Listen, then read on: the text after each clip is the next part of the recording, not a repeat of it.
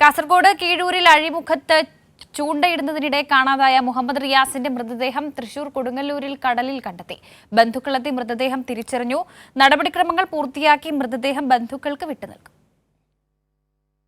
കീഴൂർ അഴിമുഖത്ത് നിന്ന് കാണാതായി 10ാം ദിവസമാണ് മുഹമ്മദ് റിയാസിന്റെ മൃതദേഹം കണ്ടെത്തിയത്.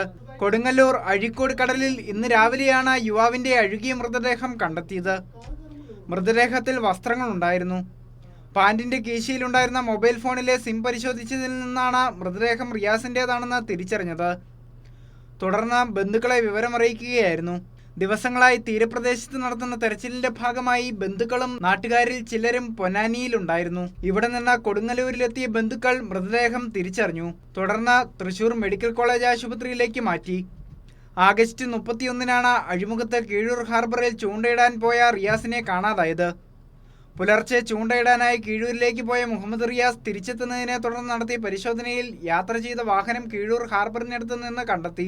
ദിവസങ്ങളായി കോസ്റ്റ് ഗാർഡ്, ഫിഷറീസ്, പോലീസ്, അഗ്നിരക്ഷാസേന, നാട്ടുകാർ തുടങ്ങിയവരുടെ നേതൃത്വത്തിൽ തീരദേശത്ത് തെരച്ചിൽ നടത്തി വരികയായിരുന്നു. നാവികസേനയും ഉടുപ്പിയിൽ നിന്നുള്ള മുങ്ങൽ വിദഗ്ധൻ ഈശ്വർ മാൽപ്പയുടെ സംഘവും തെരച്ചിലിന്റെ ഭാഗമായിരുന്നു. പ്രവാസിയായിരുന്ന മുഹമ്മദ് റിയാസ് 1 മാസം മുമ്പാണ് നാട്ടിലെത്തിയത്.